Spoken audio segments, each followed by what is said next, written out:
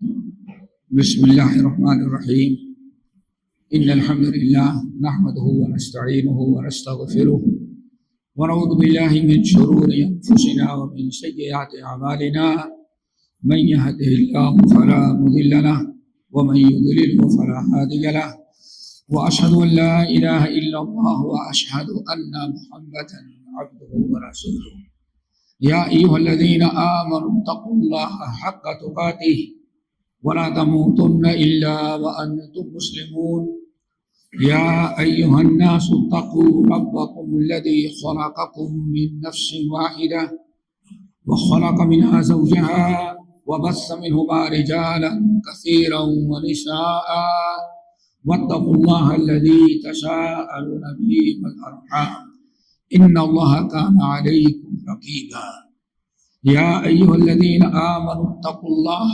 وقولوا قولا سديدا يصلح لكم أعمالكم ويغفر لكم ذنوبكم ومن يطع الله ورسوله فقد فاز فوزا عظيما أما بعد فإن خير الحديث كتاب الله وخير الهدي هدي محمد صلى الله عليه وسلم وشر الأمور محدثاتها وكل محدثة بدعة وكل بدعة ضلالة وكل ضلالة في النار. أعوذ بالله من الشيطان الرجيم. بسم الله الرحمن الرحيم. يا أيها الذين آمنوا استعينوا بالصبر والصلاة إن الله مع الصابرين. محترم حضرات، دینی بھائیوں، بزرگوں، نوجوان ساتھیوں، پیارے بچوں اور دینی ماں اور بہنوں، جیسے کہ آپ نے سنا جس موضوع پر آج کچھ گفتگو کرنی ہے وہ ہے اس دور کے فتنوں سے ہم کیسے اپنے آپ کو بچائیں، ان سے نجات اور محفوظ رہنے کا ذریعہ کیا ہے۔ تو سب سے پہلے تو اختصاراً فتنے کا معنی سمجھنا چاہیے، چونکہ ہمارے اور آپ کے یہاں فتنہ کہا جاتا ہے، فتنہ فساد، جھگڑے، لڑائی، بھائی فتنہ برپا نہ کرو، یہی عام طور پر فتنے کا معنی سمجھا جاتا ہے۔ شریعت میں فتنے کے معنی آتے ہیں آزمانا، اصل میں آزمانا، اصلی اور نقلی میں، اصل اور نقل میں فرق کرنے کے لیے جو راستہ اختیار کیا جائے اس کو کیا کہا جاتا ہے؟ فتنہ۔ عربی کا مقول فتنت الصحابہ، ہم نے سونے کا فتنہ کیا۔ کب کہتے ہیں؟ جب سونار کے ہاں لے کر کے جائیں، صحیح اور غلط معلوم کرنا ہو تو پگھلاتا ہے، پگھلانے کے بعد بتاتا ہے کہ اس میں کتنا اصلی ہے اور کتنا نقلی ہے، تانبے کا ہے یا پیتل کا ہے کیا چیز۔ سونا نکلتا ہے تو مٹی میں ملا ہوا پتہ نہیں کتنی چیز ہے، جب اس کو پگھلا کر کے بالکل الگ کر لیا جاتا ہے، سونا الگ ہو جائے اور غیر سونا جو ہے، مٹی ہو، دھول ہو، یا پیتل ہو یا تانبا ہو، وہ الگ ہو جائے تو اس کو کہا جاتا ہے کہ ہم نے سونے کا فتنہ کر دیا، فتنت الذہبہ۔ یہ ہے اصل میں فتنے کا معنی۔ شریعت کے اصطلاح میں کھرے کھوٹے کی تمیز کے لیے یہ جو راستہ اختیار اللہ تعالیٰ جو راستہ مہیا جو کچھ ہمارے سامنے ہے، ہمارے آزمانے کے لیے جو چیز اللہ تعالیٰ پیدا کرتے ہیں، مقصد یہ ہوتا ہے کہ یہ سچا مسلمان ہے یا نام کا مسلمان ہے، کام کا ہے یا بے کام ہے، یہ اصل میں نام کا ہے یا کام کا ہے۔ یہ آزمانے کے لیے جو چیز مصیبت، بلا، آفت، خوشی، غمی ہمارے سامنے آتا ہے، اسی جو موقع آتا ہے اسی کہا جاتا ہے فتنہ۔ اللہ رب العالمین نے قرآن پاک کے ارشاد فرمایا، اور یہ سنت اللہ ہے، ہمیشہ اللہ تعالیٰ ہر ایک کلمہ پڑھنے کے بعد مسلمان جو ہوتا اس کو آزمایا ضرور جاتا ہے۔ الحمدللہ تو پوری تاریخ آپ پڑھیں آزمانے کی۔ قرآن پاک میں الف لام میم احسب الناس ان یترکوا ان یقولوا آمنا وهم لا یفتنون وَلَقَدْ فَتَنَّا الَّذِينَ مِنْ قَبْلِهِمْ فَلَا يَعْلَمَنَّ اللَّهُ الَّذِينَ صَدَقُوا وَلَا يَعْلَمَنَّ الْكَاذِبِينَ۔ دیکھیں اللہ فرماتے ہیں الف لام میم احسب الناس، کیا لوگوں نے یہ سمجھ رکھا ہے، یہ خیال کر رکھا ہے کہ کلمہ پڑھ لیے، نام اپنا اسلام کا رکھ لیا، مسلمان بن گئے، ختنہ کرا لیا، عقیقہ ہو گیا، سب کچھ ہو گیا، اور ہمارا ماشاءاللہ ساؤتھ انڈیا ہو تو نکاح کے وقت قاضی نے جو کچھ بچی کچی رہ گئی تھی 7 کلمہ بنا پڑھا کر کے اور پکا سرکاری مسلمان بنا دیا۔ کیا اتنے سے اللہ راضی ہو جائے گا؟ کیا اتنے پر اللہ ہمیں جنت دے دے گا؟ یہ سوال ہے۔ الف لام میم احسب الناس ان یترکوا ان یقولوا آمنا وهم لا یفتنون، کیا یہ لوگ یہ سمجھ رہے ہیں کہ کہتے ہیں ہم مسلمان ہیں، کلمہ پڑھو ہیں، ہم ایمان ہے والے مومن ہیں، کیا اتنا کہہ دینے کے بعد ان کو ایسے چھوڑ دیں گے؟ اللہ فرماتے نہیں، جو کہے گا ہم ایمان والے مسلمان ہیں فلا یعلمن اللہ، اس کو تو نہیں آزمائے گا جو پہلے سے کہا مسلمان نہیں ہے، جو پہلے سے کہا ہم مسلمان نہیں ہیں، ہمیں اسلام پسند نہیں ہے، مورتیوں کی پوجا کر، اس کو کیوں آزمائے گا؟ اس کو تو سیدھے مرنے کی دیری ہے، سیدھے جہنم میں دھکیل دے گا۔ لیکن آزماتا ان کو ہے جن کو جنت، جن کے لیے جو جنت کی امید لگائے ہیں اور وہ کلمہ پڑھنے والا ہے۔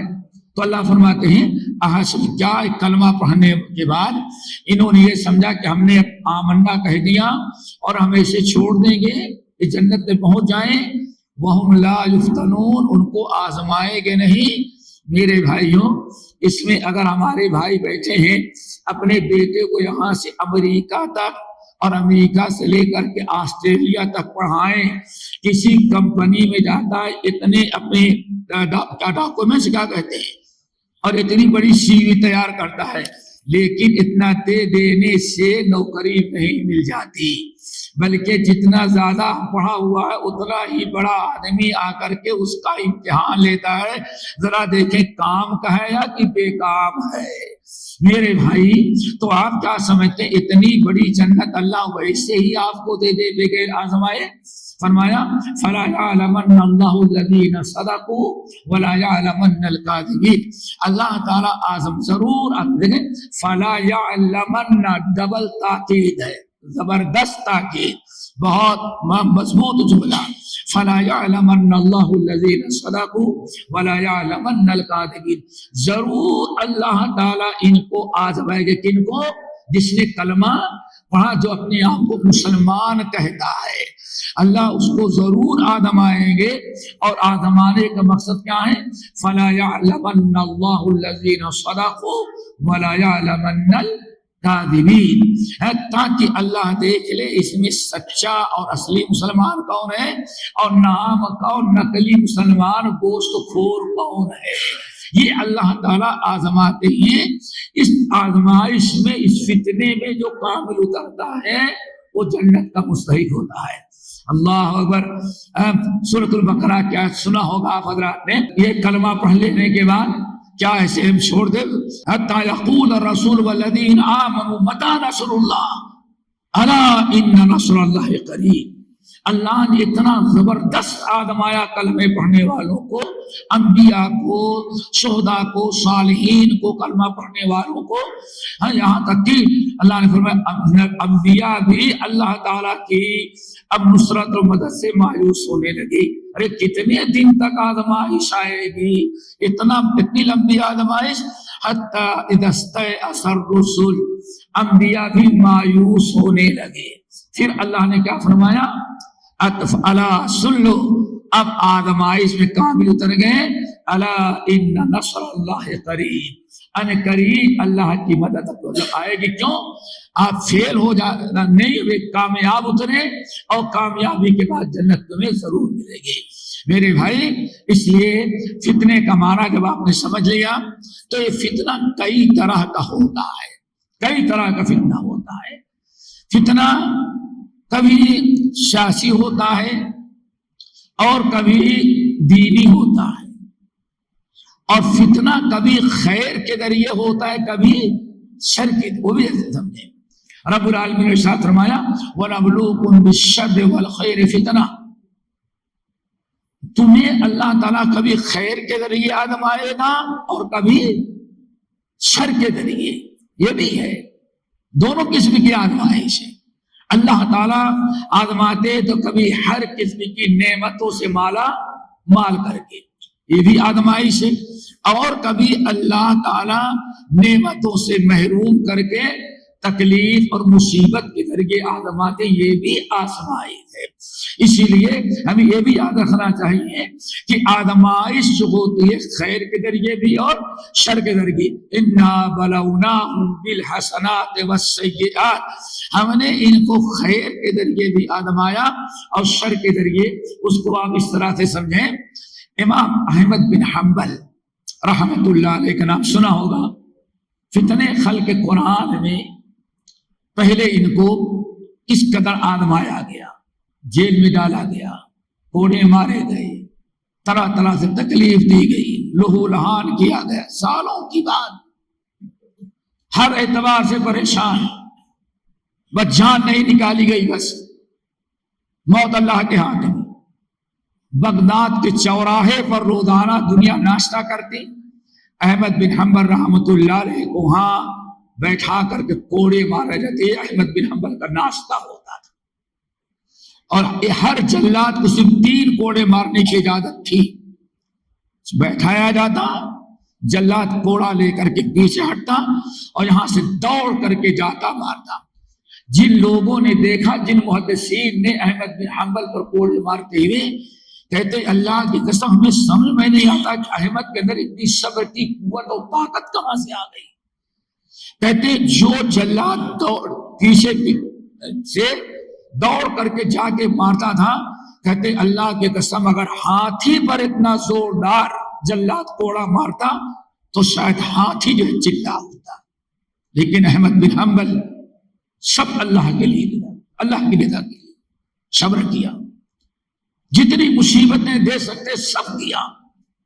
بڑے بڑے لوگ پیچھے ہٹ گئی، اچھے اچھے لوگ، لیکن احمد بن حنبل پہاڑ بن کر کے ڈٹے رہے، صبر کر لیا. ایک وقت آیا کہ بس نجات ملی. اللہ تعالیٰ آزمائش کے بعد نجات دیا، اچھی عزت ملی، پوزیشن ملی. آزاد ہونے کے چند دن کے تھوڑے سے عرصے کے بعد ایک دن جو بغداد کا خلیفہ تھا، اس کے دادا سے آزمائش چلی آ رہی تھی. لیکن اس نے کیا کیا؟ احمد بن حنبل بڑا ولی ہے، اگر بد دعا کر دے گا میرے باپ دادا تو سب برباد ہو جائیں گے، کیوں بڑا ظلم کیا ہے.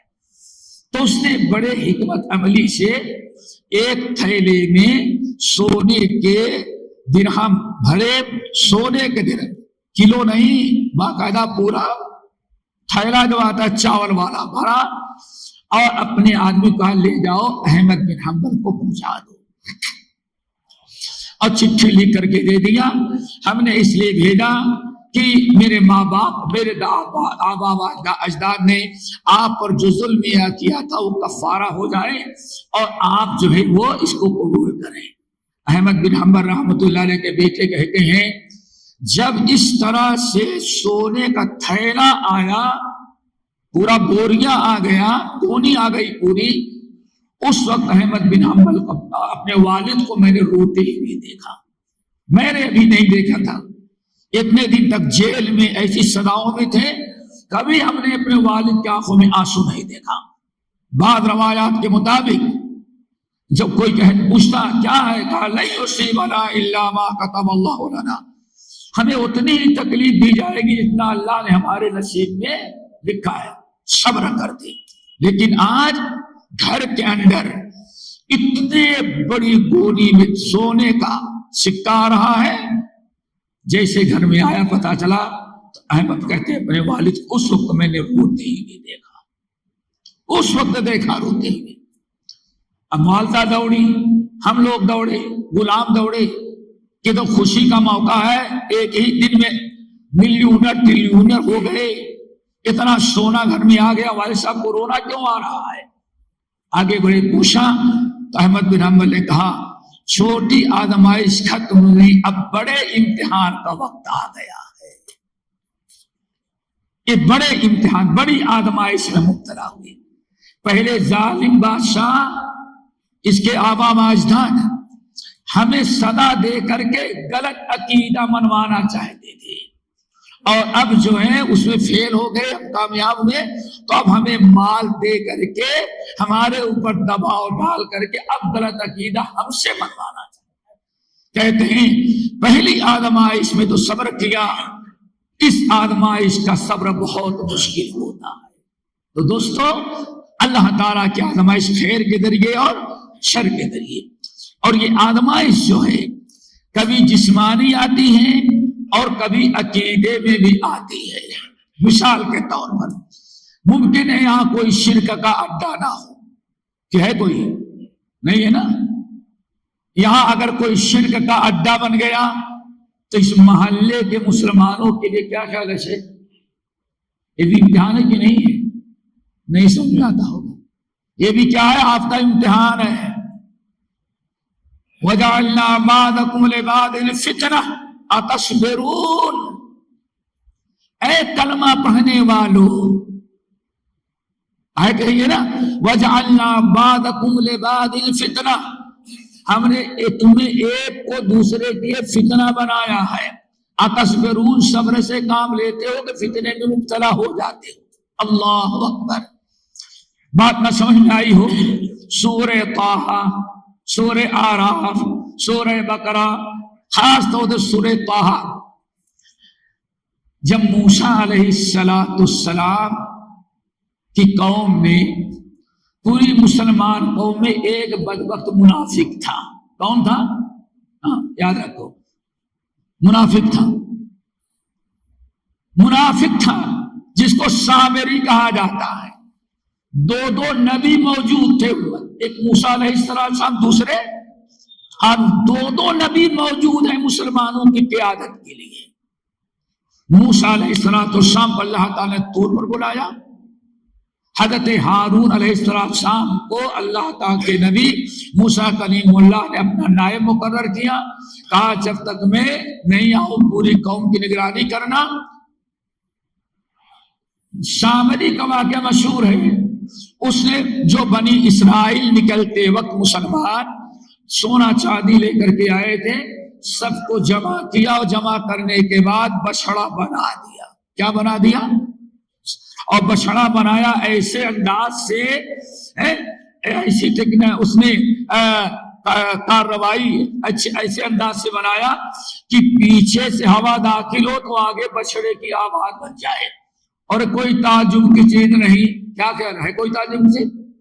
آج ماشاءاللہ اللہ نے بچایا، آج سے تقریباً 20-25 سال پہلے گاڑی اسٹارٹ کرے تو بلی بدبخت کی آواز، پہلا گیئر لگائے تو کتے کی آواز، اور بس لگائے تو بچے کے۔ کیا خیال ہے؟ دیکھا کہ نہیں دیکھا؟ سنا ہے سب لوگوں نے، سب لوگوں نے سنا ہوگا یہ گاڑیوں کے اندر۔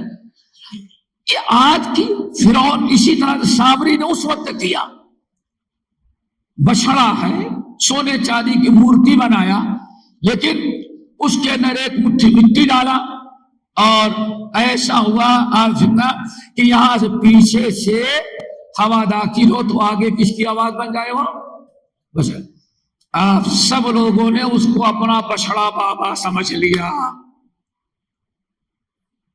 ہمارے یہاں کے مزاج ہے، بابا لگا دو سب کچھ ہو جائے، شریف لگا دو سب کچھ ہو جاتا ہے۔ اب اس نے کہا جب لہو خوار، جب باقاعدہ ایک بیل کی آواز نکلی تو چونکہ بنی اسرائیل فرعونیوں کے یہاں رہا کرتے تھے، ان کے یہاں بچڑے کی پوجا ہوتی تھی، فوراً جو کچے مسلمان تھے جن کو کوئی بہت سوجھ بوجھ نہیں تھی، علم نہیں تھا، فوری توبہ ٹوٹ پڑی، ارے کہاں سے بچڑے کی آواز آئے دیکھا تو ایک بیل کی مورتی ہے، اس سے آواز نکل رہی ہے، کیا ہوا ہذا الہکم و الہ موسیٰ فنسی، بس ارے بھائی موسیٰ کو اللہ نے جو بلایا تھا طور پہاڑ پر، موسیٰ راستہ بھٹک گئے، نہیں آئے، پتہ نہیں کہاں پہاڑوں میں گھوم رہے، اللہ خود چلا آیا تمہارے پاس، ہذا الہکم و الہ موسیٰ فنسی، موسیٰ تو بھٹک گئے اور یہ تمہارا اللہ اور موسیٰ کا اللہ یہ یہاں کھڑا ہے۔ اتنا سنتے ہی پوری قوم جو ان کو چومنا، چاٹنا، سجدہ کرنا، چمٹنا، مراد سب شروع کر دیا۔ اللہ کے نبی موسیٰ علیہ السلام تو وہاں ہیں اور یہاں ہارون علیہ السلام ہیں۔ ہارون علیہ السلام نے بہت منع کیا، بہت روکا، سمجھایا خبردار اس شرک ہے، یہ ہے، بہت کچھ سمجھایا۔ وہاں فرمایا اے بنی اسرائیل فتنۃ لکم، یہ تمہارے لیے فتنہ ہے۔ آ گئی بات سمجھ میں؟ یہ شرک کے اڈے جو ہیں ان کو بھی کیا کہا جاتا ہے؟ فتنہ ہے۔ آپ کے ہاں اگر کل یہاں کوئی شرک کا اڈا ہو جائے تو پورے محلے کے کلمہ پڑھنے والوں کے لیے کیا ہے؟ یہ فتنہ ہے، آزمائش، کہ اس کو غلط سمجھتے ہیں یا اس کو کرامت والا سمجھ کے اس کے پیچھے پڑ جاتے ہیں۔ تو فتنے ایک طرح کے نہیں، بہت سارے فتنے آتے ہیں۔ اللہ نے فرمایا تم میں سے ایک انسان ہر ایک کو دوسرے کے لیے فتنہ بنایا ہے۔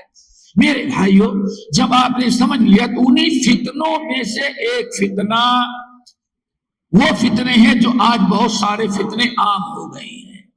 عقیدے کا فتنہ، عقیدے کا فتنہ، عمل کا فتنہ، شرک کا فتنہ، بدعات کا فتنہ، سیاسی فتنہ، لا علمی کے بے سارے فتنے جو عام ہوئے ہیں، ان فتنوں سے اگر ہم بچنا چاہیں تو کیسے بچ سکتے ہیں؟ تو بچنے کے لیے بڑی تفصیل چاہیے۔ اختصاراً 5 باتیں آپ کے سامنے رکھتا ہوں، اختصاراً اگر ان کو آپ نے سمجھ لیا تو انشاءاللہ ہم فتنے سے ضرور بچ جائیں گے۔ نمبر 1، پہلا فتنہ، پہلا درجہ فتنے کا یہ ہے کہ ہمارے اندر کتاب و سنت کا علم، کتاب و سنت کے پڑھنے پڑھانے، تعلیم اور تعلم کا سلسلہ ہونا چاہیے۔ دوستو یاد رکھنا، دنیا میں باطل عقیدے اور باطل چیزوں کے مٹانے کے لیے کتاب اللہ، سنت رسول سے پاورفل کوئی اور عمل نہیں ہو سکتا۔ سمجھ رہے ہیں نا؟ جو پاور باطل کے، کفر شرک کے، فتنے کے مٹانے میں قرآن کا اپنا کردار ادا کر سکتا ہے، نبی کی سیرت و سنت اپنا کردار ادا کر سکتی ہے، ان دونوں سے زیادہ پاورفل چیز کوئی کائنات میں اللہ نے پیدا ہی نہیں کیا۔ اور اگر نہ سمجھ میں آئے، لم یکن الذین کفروا من اہل الکتاب والمشرکین منفکین حتی تأتیہم البینہ رسول من اللہ یتلو صحفا مطہرہ فیہا کتب قیمہ۔ اللہ نے فرمایا لم یکن الذین کفروا من اہل الکتاب والمشرکین، دنیا میں 3 قومیں بڑی تھی، ایک تو یہودی تھے، دوسرے عیسائی، اور نمبر 3 بت پرست مشرکین۔ اللہ فرماتے یہ تینوں اپنے اپنے عقیدے، اپنے اپنے مذہب میں، اپنے اپنے شرکیہ کردار، گفتار اور شرکیہ عقائد میں اتنا پختہ ہو چکے تھے، اتنے مضبوط ہو چکے تھے، اتنا پختہ ہو گئے تھے کہ دنیا میں کسی داعی کے زبان میں، کسی کتاب میں، کسی کی سیرت میں، کسی کے بعد نصیحت میں، کسی کے دلائل میں اتنا پاور تھا ہی نہیں کہ کسی کو اس کے مذہب سے ہٹا کر کے اپنے مذہب میں لا سکے۔ لم یکن الذین کفروا من الکفار والمشرکین منفکین، کوئی اپنے باپ دادا کے دین کو چھوڑنے والا نہیں، اس لیے کوئی نہیں ہر آدمی اپنے جگہ پر، لیکن اللہ نے حتی تأتیہم البینہ، یہاں تک کہ ان کے پاس ہم دنیا میں بینہ بھیج دیں، بینہ جو بھیجیں گے ہم، اس بینے کے اندر یہ پاور ہوگا کہ دنیا کے ہر انسان تاکیدہ اس سے جو ہے باطل سمجھ میں آ جائے گا، اور اسی کے بینہ کے اندر یہ پاور ہوگا کہ یہودیوں کو بھی اپنا مذہب چھوڑنے پر مجبور کر دے گا، عیسائیوں کو بھی اور بت پرستوں کو بھی۔ بینہ کیا ہے؟ رسول من اللہ یتلو صحفا مطہرہ، اللہ کے رسول محمد صلی اللہ علیہ وسلم اور جو پاکیزہ کتاب لے کر کے آئیں گے اس کی آیات، ہم محمد صلی اللہ علیہ وسلم کی زبان، آپ کا گفتار اور کردار، آپ کی سیرت، آپ کا اسوہ اور اللہ تعالیٰ کی کتاب، صرف یہ دونوں چیزیں اتنی پاورفل ہوں گی کہ دنیا کے ہر مذہب کے ماننے والوں کو یہ ہلا کے رکھ دے گی۔ اسی لیے الحمدللہ دیکھتے ہیں قرآن جب آیا تو دنیا کے ہر مذہب والے اپنے مذہب کو چھوڑ کر کے اسلام کے اندر یدخلون فی دین اللہ افواجا۔ میرے بھائی، اسی لیے آج جتنے فتنے عام ہو رہے ہیں، ان فتنوں سے اگر ہمیں بچنا ہے تو سب سے پہلے ہمیں کتاب اللہ، سنت رسول کے سیکھنے سکھانے سے جڑنا پڑے گا۔ سورہ آل عمران کی آیت، سورہ آل عمران، وَكَيْفَ تَكْفُرُونَ وَأَنْتُمْ تُتْلَىٰ آيَاتُ اللَّهِ فِيكُمْ وَفِيكُمْ رَسُولُهُ وَمَن يَعْتَصِم بِاللَّهِ فَقَدْ هُدِيَ إِلَىٰ صِرَاطٍ مستقیم۔ رب العالمین نے فرمایا وَكَيْفَ تَكْفُرُونَ، وَكَيْفَ تَكْفُرُونَ، تم کیسے کفر میں مبتلا ہو سکتے ہو، تم کیسے کفر و شرک کر سکتے ہو جبکہ تمہارے درمیان دو چیزیں موجود ہیں، کیا؟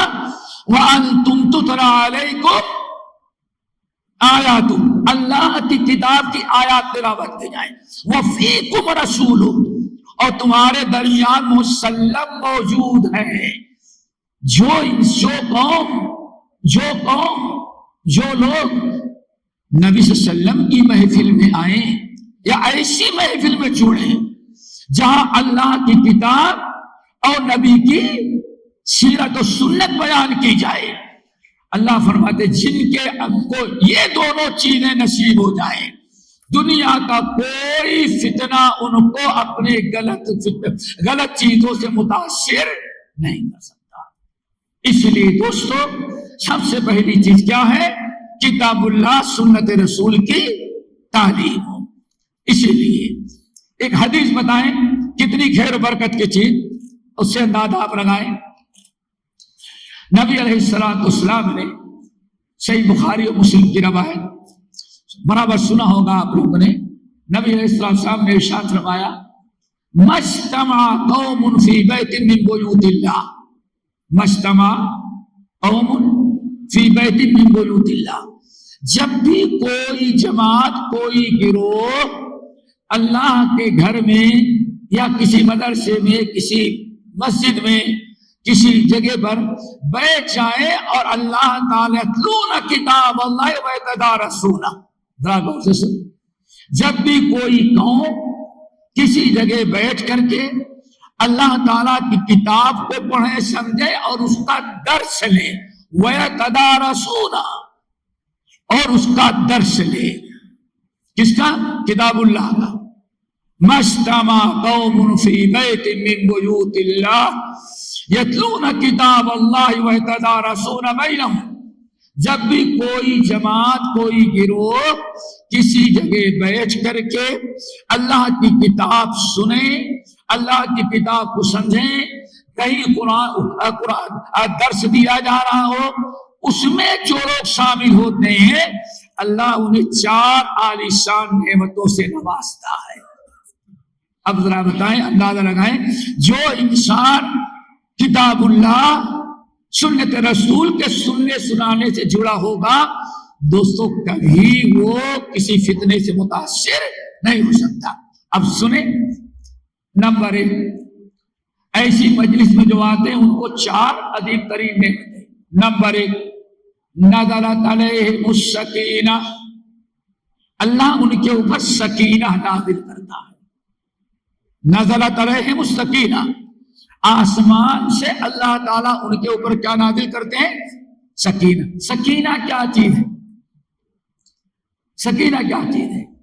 سکینہ یہ ہے کہ آپ وہاں اللہ اس کے رسول کی باتیں جو قرآن و سنت کی سنیں گے، اللہ تعالیٰ آپ کو اس میں سکون عطا کرے گا، اس پر یقین کامل عطا کرے گا. آپ اس پر آپ کو اتنا اطمینان ہو جائے گا کہ اس کے بعد کسی اور چیز کی ضرورت آپ کو محسوس نہیں ہوگی.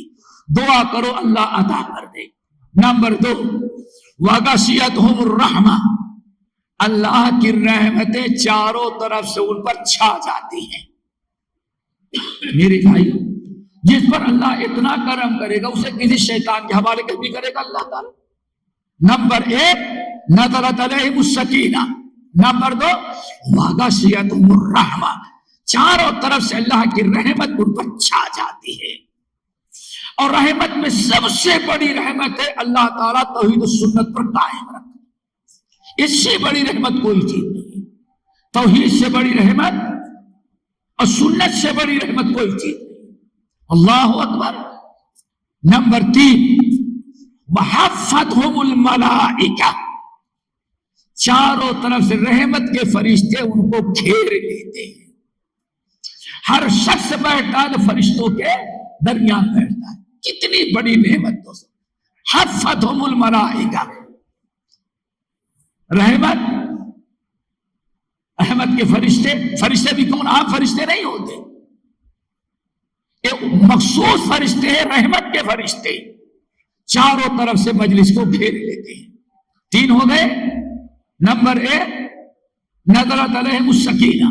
نمبر 2، غشیتہم الرحمہ. نمبر 3، حفتہم الملائکہ. 3 ہو گئے نا. اور ان تینوں سے بڑی چیز وذکرہم اللہ فی من عندہ، جہاں جتنے بیٹھے ہوئے ہیں اللہ تعالیٰ ان کی تعریف اور ان کی حمد ملائکۃ المقربون کے سامنے کرتے ہیں.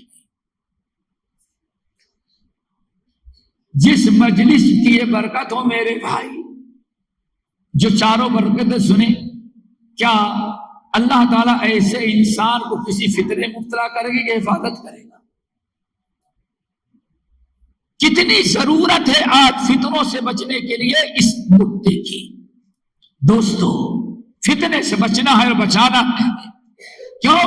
اللہ نے اس مسلک کی برکت سے آپ کو جو عقیدہ، جو منہج، جو عمل، جو ایمان دیا ہے، کائنات میں کسی کو یہ نصیب نہیں ہے. اس کو اگر باقی رکھنا ہے فتنے سے، فتنے چاروں طرف سے ہیں، ہر طرف سے فتنے ہیں. شرک کا فتنہ، بدعت کا فتنہ، یہود عیسائیت کے فتنہ، اور آزادی کے نام سے بڑا فتنہ کیا ہوگا بھائی؟ آزادی کے نام سے ہم پردہ نہیں، آزادی یہی ہے نا. آزادی، ہمیں آزادی چاہیے. آزادی یہاں تک کہ ظالم لڑکا لڑکی سے شادی کرے، لڑکی لڑکی سے شادی کرے، وہ بھی کیا ہے؟ آزادی کے نام. اتنا بڑا فتنہ اور کیا ہو سکتا ہے؟ ان فتنوں سے چاہے عقیدے کا فتنہ ہو، عمل کا فتنہ ہو، آنکھ کا فتنہ ہو، سیاسی فتنہ ہو، سارے فتنے جو ایمان کو، اخلاق کو، عقیدے کو بگاڑنے والے ہیں، اللہ تعالیٰ محفوظ رکھے گا. کب؟ جب یہ پہلی چیز ہم اپنائے کہ قرآن کا درس ہو، حدیث کا درس ہو، اللہ اس رسول کی باتیں جو ہے سننے کے لیے ہم دل لگا کر کے بیٹھے تو یقیناً اللہ تعالیٰ ہماری حفاظت کرے گا. ہو گئی بات؟ پہلی چیز سمجھ میں آ گئی. اب اندازہ لگا ہوگا کہ ہمیں دینی محفلوں سے کتنا جڑنے کی ضرورت ہے. لو سنات خوانی ہو پھر ذرا دیکھیں، کوئی مشاعرہ کرانے لگے تو ہزاروں روپیہ دے کے ٹکٹ کا، پھر بھی وہاں جاتے ہیں. اور کہیں کتاب و سنت کی باتیں بیان کی جائے تو کہتے ہیں بوڑھوں کا کام ہے، نوجوان فری ہے. مسجد میں آ کر کے بغیر سنے واپس چلے جائیں. بہت خطرناک چیز ہے دوستو. صحیح بخاری کی روایت ایک غنیمت سمجھے، ڈھونڈنا چاہیے. صحیح بخاری کی روایت نبی علیہ السلام، ابھی تو آپ نے سمجھ لیا نا، اب جو اس سے روگردانی کرتے ان کو ذرا دیکھیں. صحیح بخاری کی روایت ابو واقد اللیثی، کیا نام ہے؟ ابو واقد اللیثی رضی اللہ تعالیٰ عنہ کی روایت. نبی علیہ السلام مسجد میں بیٹھے تھے اور ایسے صحابہ کرام چاروں طرف سے گھیر کے بیٹھے ہوئے ہیں. آپ کچھ دین کی باتیں بتا رہے تھے، باتیں چل رہی تھی دین کی، سیکھنے سکھانے کی، خیر و برکت کی. وہ بھی اللہ کے رسول کی مسجد. صحابہ کرام، ہر صحابی کی نگاہ اور کان اللہ کے نبی علیہ السلام کی بات اور چہرے پر ہے. نبی علیہ السلام کے زمانے میں مسجد نبی کو جو چار دیواری تھی چاروں طرف اتنی تھی، مشکل نہ اتنی اونچی تھی کوئی جانور اندر نہ جائے، لیکن چاروں طرف آنے جانے والے لوگ نظر آتے تھے. نبی علیہ السلام مسجد میں کچھ بیان کر رہے تھے، صحابہ کرام بیٹھے ہیں. تین دوست، تین ساتھی گزر رہے تھے باہر سے، مسجد کے سامنے سے تین دوست گزر رہے تھے. انہوں نے جب دیکھا تینوں نے کہ اللہ سے کچھ بیان کر رہے ہیں تو تینوں نے مشورہ کیا چلو ہم لوگ بھی چلتے ہیں. تینوں مسجد میں آ گئے. اچھا، سارے صحابہ کا رخ کدھر تھا؟ نبی علیہ السلام کی طرف، اور اللہ کے نبی کا لوگوں کی طرف. اب پیچھے کون آ جا رہا ہے صحابہ کرام کو خبر نہیں تھی، لیکن نبی علیہ السلام دیکھ رہے تھے. تینوں آئے اور آنے کے بعد وہاں کھڑے ہو گئے. ان میں سے ایک جو تھا ادھر ادھر دیکھا ایسے، اور ادھر ادھر دیکھنے کے بعد اس نے سوچا کہ جتنے قریب اللہ کے رسول بیٹھ سکتے ہیں اتنے قریب بیٹھیں. کیوں؟ جتنے قریب بیٹھیں گے اتنا غور سے سنے گا، اتنا دل میں بات اترتی ہے. تو اسی لیے وہ ادھر سے نکلا اور جگہ بناتے ہوئے بالکل نبی علیہ السلام کے بازو میں آ کے بیٹھ گیا. اچھا کام کیا نا، کسی کو پتا نہیں، صرف نبی علیہ السلام دیکھ رہے. دوسرا آیا، وہ دیکھا تو سوچتا ہے کہ آگے جائیں گے تو لوگ کیا کہیں گے، آیا ہے بعد میں وہ بیٹھتا ہے وہ آگے، بڑی شرم کی بات ہے، لوگوں کو اچھا نہیں لگے گا. اور واپس بھی نہیں جائیں گے. کیوں واپس جائیں؟ نبی دین کی باتیں بیان کرتے رہے، آپ کی مجلس چھوڑ کے واپس جائیے، کتنی شرم کی بات ہے. تو وہ شخص وہیں کنارے ہی بیٹھ گیا.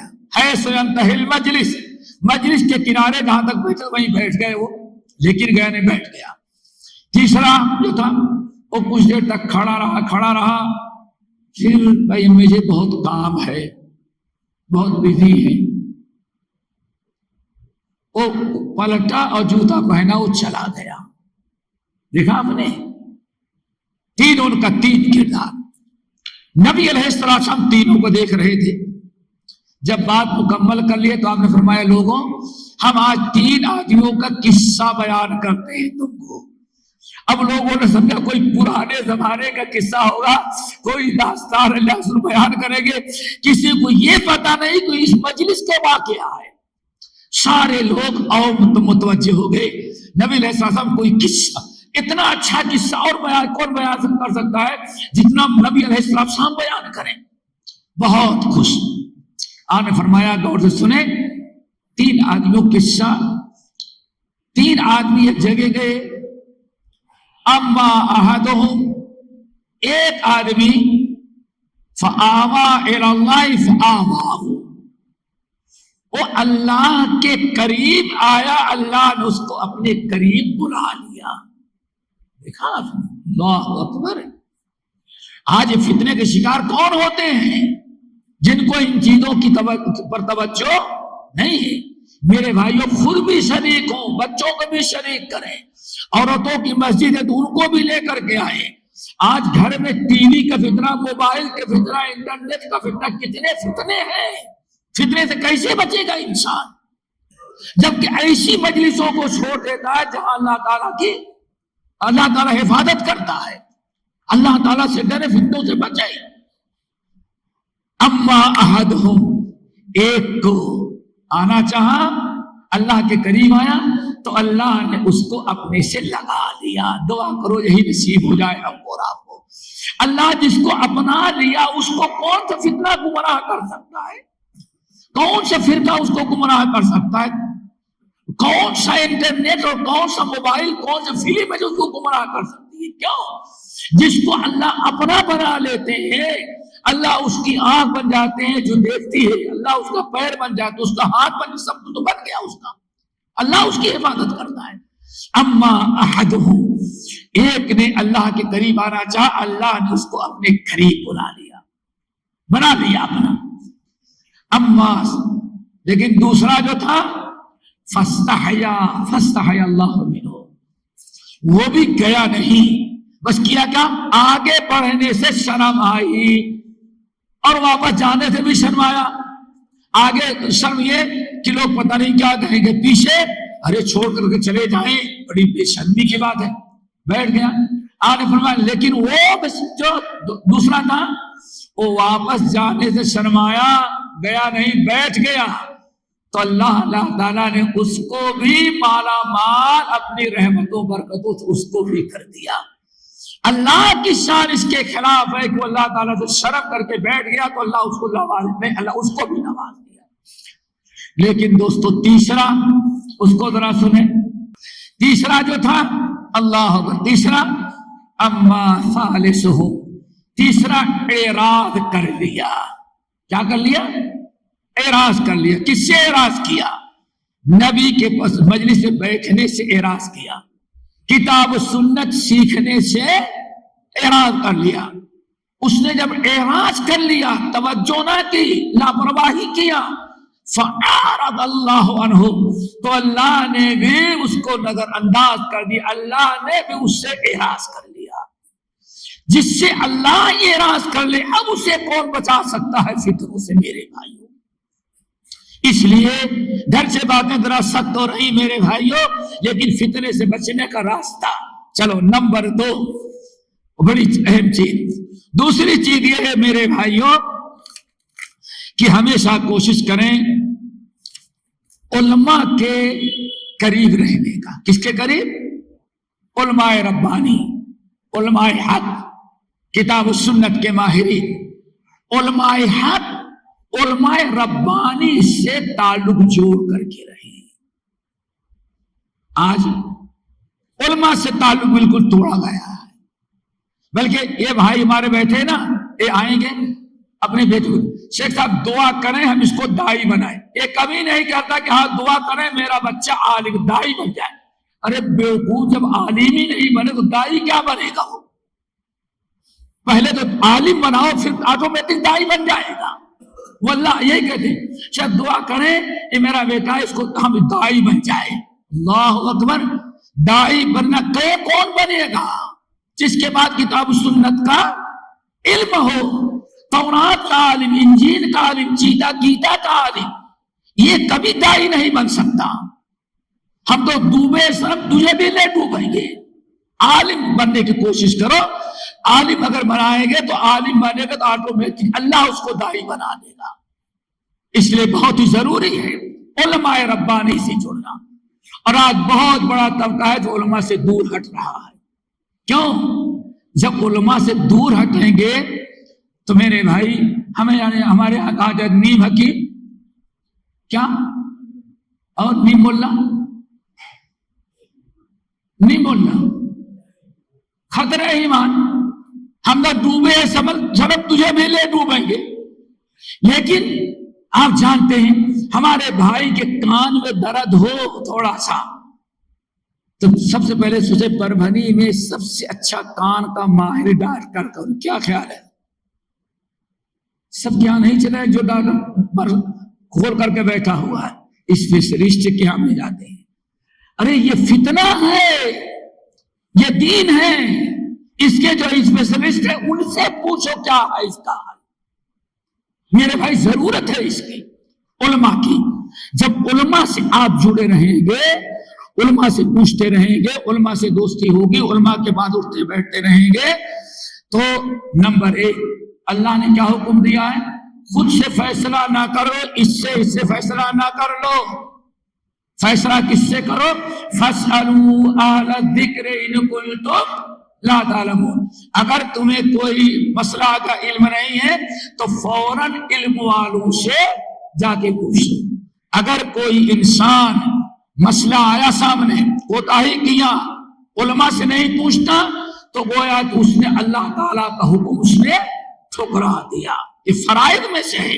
فَاسْأَلُوا أَهْلَ الذِّكْرِ إِن كُنتُمْ لَا تَعْلَمُونَ. یہ بھی یاد رکھنا، اگر کوئی مسئلہ ایسا ہے اور عالم سے پوچھا، عالم نے قرآن کی آیت سنا دی، حدیث سنا دیا، علماء ربانی ہے، ساری دنیا تسلیم کرتے ہو علماء حق میں سے ہے، پھر بھی ٹھیک ہے ہم ریسرچ کریں گے، یہ بھی آپ نے گناہ کیا.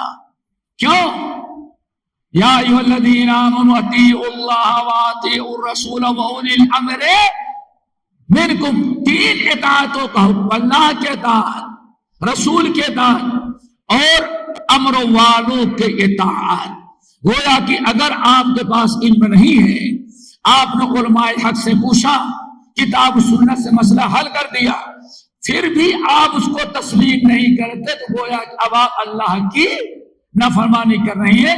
اس سے ہمیں بچنا چاہیے دوستو. اب آگے ایک حدیث سناتے ہیں. ہمیشہ فتنے سے اگر بچنا ہے دوستو تو کس سے مل جل کر رہنا ہوگا؟ علماء حق سے.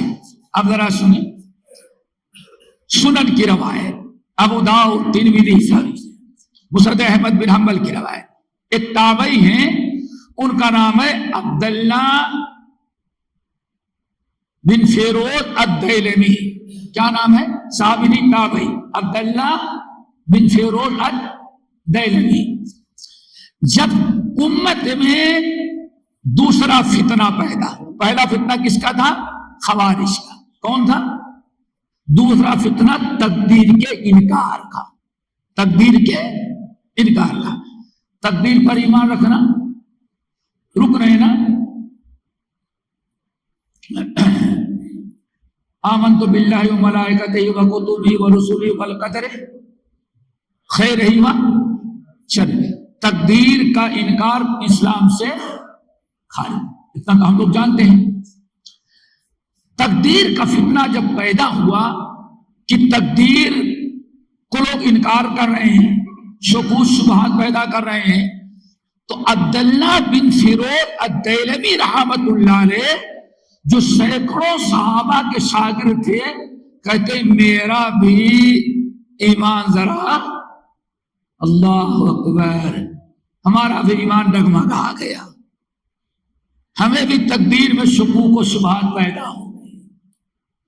دوستو جب تابعی جو سینکڑوں صحابہ کے شاگرد ہیں، فتنہ آیا تو وہ بھی ڈگمگانے لگے.